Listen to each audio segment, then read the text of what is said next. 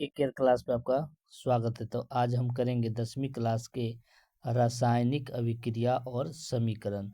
10वीं क्लास जो 2026 में एग्जाम देने जा रहे हैं उनके लिए बहुत ही महत्वपूर्ण है।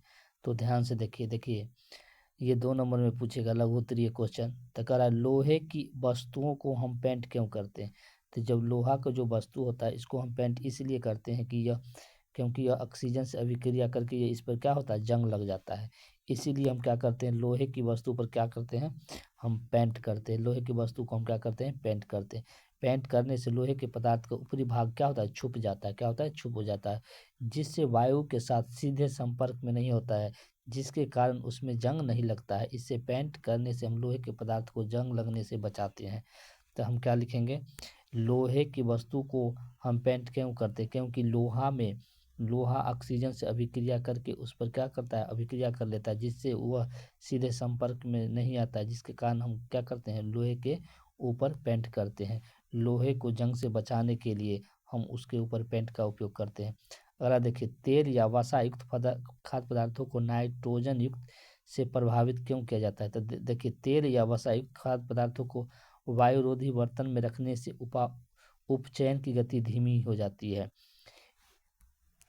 तेल या वसायुक्त खाद्य पदार्थों को वायुरोधी बर्तन में रखने से क्या होता है, उपचयन की गति क्या होती है, धीमी हो जाती है। और तेल वसायुक्त पदार्थों को नाइट्रोजन से भी इसलिए युक्त किया जाता है क्योंकि उसमें उपचयन न हो सके। अगला देखिए, 3 नंबर क्वेश्चन है, कॉपर सल्फेट के विलयन में लोहा का टुकड़ा डाल देने पर विलयन का रंग क्यों बदल जाता है। जब लोहे के कील को कॉपर सल्फेट के विलयन में डुबाया जाता है तो वह भूरे रंग का हो जाता है। लोहा कॉपर सल्फेट के कॉपर को भी स्थापित कर देता है। देखिए यहाँ देखिए, ये लोहा हो गया CuSO4, कॉपर सल्फेट हुआ, इसको टुकड़ा डालते हैं तो क्या करता है, SO4 को कॉपर को भी स्थापित कर देता है, फेरस सल्फेट बनाता है और कॉपर बाहर आ जाता है। उत्प्रेरक से हम क्या समझते हैं, उत्प्रेरक से आप क्या समझते हैं। तो देखिए, वह पदार्थ जो रासायनिक अभिक्रिया को क्या करता है, बढ़ा देता है, लेकर प्रतिक्रिया को बढ़ा देता है या घटा देता है, उसे क्या कहेंगे, उत्प्रेरक कहेंगे। क्या कहेंगे, उत्प्रेरक कहते हैं। जैसे देखिए, लोहा उत्प्रेरक की उपस्थिति में बेंजीन हाइड्रोजन का परमाणु क्लोरीन के प्रतिस्थापन की क्रिया को क्या करता है, बढ़ा देता है। जैसे बेंजीन देखिए, क्लोरीन की अभिक्रिया को क्या करता है, क्लोरीन बढ़ा देता है। अगला देखिए, 5 नंबर क्वेश्चन है, वायु में जलाने से पहले मैग्नीशियम का रिबन को क्यों साफ किया जाता है। यदि हम मैग्नीशियम के रिबन नम्र वायु के संपर्क में रखते हैं तो उस पर सफ़ेद रंग की मैग्नीशियम की ऑक्साइड की परत जम जाती है और परत मैग्नीशियम के जलने में अवरोध पैदा करता है। इसलिए मैग्नीशियम के रिबन को पहले रोमर से साफ किया जाता है। प्रतिस्थापन अभिक्रिया क्या है, उदाहरण दे।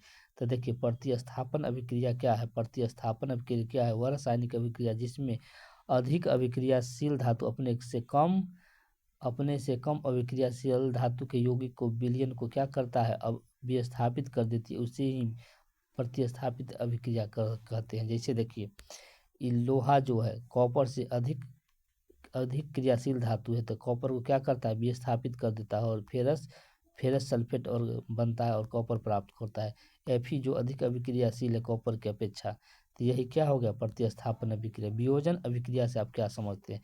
तो ये देखिए, ये सब क्वेश्चन याद कर लीजिएगा क्योंकि यह 2 नंबर में हमेशा पूछता है, ये सभी VVI है। तो देखिए, वियोजन अभिक्रिया से आप क्या समझते हैं।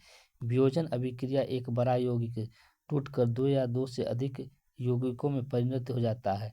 जैसे देखिए, पोटेशियम क्लोराइड क्या है, पोटेशियम क्लोराइड और ऑक्सीजन, ये एक यौगिक टूटकर 2 या 2 से अधिक यौगिकों में क्या होता है, विभक्त हो जाता है, उसे क्या कहेंगे, वियोजन अभिक्रिया। तो क्या कहिएगा, वह अभिक्रिया जिसमें बड़ा यौगिक टूटकर 2 या 2 अधिक यौगिकों में परिणत हो जाता है उसे क्या कहेंगे, वियोजन अभिक्रिया। क्या कहेंगे, वियोजन अभिक्रिया कहेंगे। संतुलित रासायनिक समीकरण से क्या समझते हैं। संतुलित रासायनिक समीकरण को क्या विषय, संतुलित रासायनिक समीकरण जिसमें अभिकारक और उत्पादों में विभिन्न तत्वों के परमाणुओं की संख्या क्या हो, समान हो। रासायनिक अभिक्रिया में द्रव्यमान के संरक्षण के नियम को संतुष्ट करने के लिए रासायनिक समीकरण को क्या किया जाता है, संतुलित किया जाता है।